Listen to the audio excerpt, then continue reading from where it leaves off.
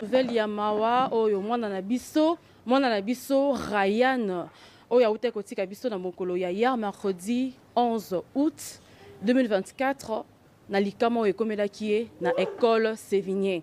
Na otanga kombo école parce que ces drames là est salami vraiment na kati école.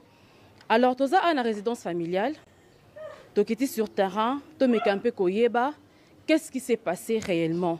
Je précise que Ryan a koufi poignardé, c'est-à-dire camarade na ya classe nde a poignardé à plusieurs coups. Et puis wapi, tout justement kaka na mutema. Par après explication, maman lobi ke ba benga ki vers 11h 12h. Bazo ibse ke moi na zoki. Ba benga ki na partie école ke moi na zoki. A tuni bango boza pe bisi bango te ya kaka na première rue. A comme na première rue akasaki HJ. Ba bisi te ya kana Saint-Joseph.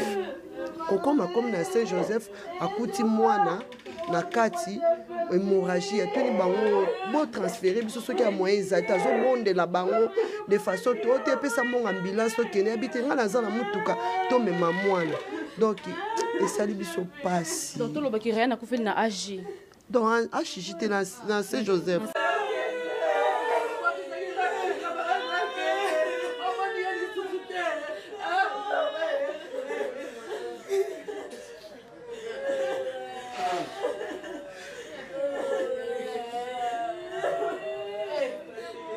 Petite dispute entre élèves le mardi.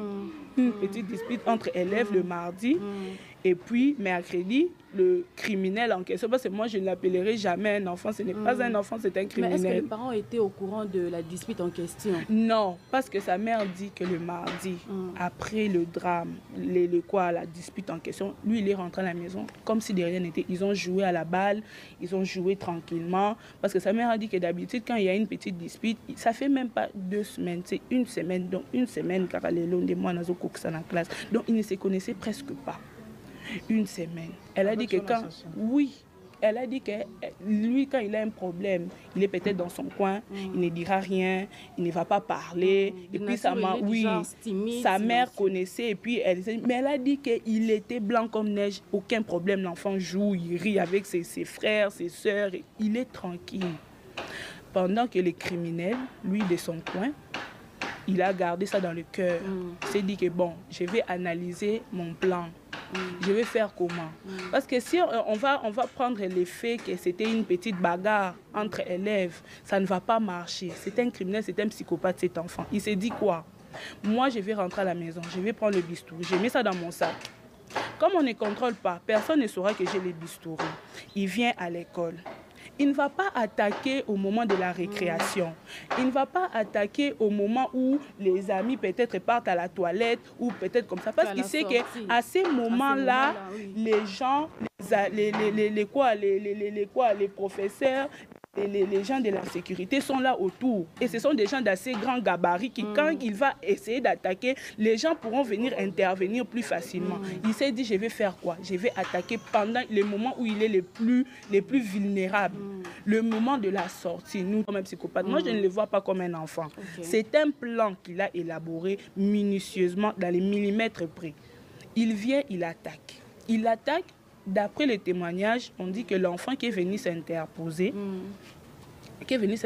pour faire en sorte qu'il n'aille pas plus loin, il attaque aussi l'autre.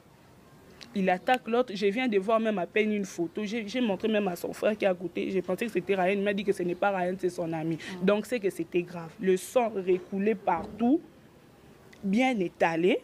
Il est là. Donc c'était grave. Donc il attaque le deuxième. Et puis lui encore, peut-être, il voulait peut-être aider l'ami qui est venu l'aider. Paf, il lui donne encore un autre coup. Et c'est ça. Et puis l'école qui prend le corps de l'enfant qui est encore en vie, ils font quoi? Ils l'amènent à Saint-Joseph. Pourtant, Sévigné est non loin de HJ. Sévigné est non loin de HJ. Ils ne sont même pas à, je ne sais pas d'une distance de combien. À ce moment-là, c'est une urgence. Beaucoup de Bokangi, Sinzela, Bolexabi, Soto Katisa, Tokenkotika Mwana, choc. Non. Et ils font quoi? Ils amènent le corps de l'enfant, ils ramènent ça Eh, je vois rien, tout comme on benga yo peko.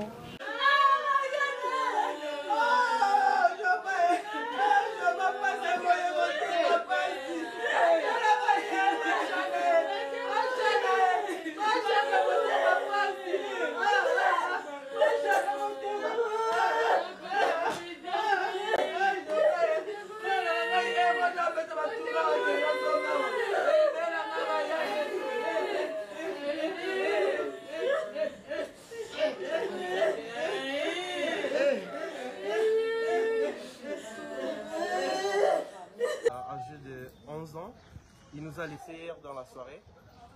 Ryan était à l'école déjà le matin. Arrivé à l'école, il a croisé la mort sur son chemin, une mort tellement tragique. Son camarade de classe s'était amené avec un bistouri, ce que beaucoup de gens appellent un scalpel. Alors c'est matériel que les chirurgiens utilisent. Hélas, son camarade l'a percé dans l'équerre et Ryan a succombé à ses saignements à l'hôpital Saint-Joseph aux environs des 17h. Nous avons appris qu'ils étaient au nombre de 2 qui ont réussi ces couteaux. Oui, ils étaient 2.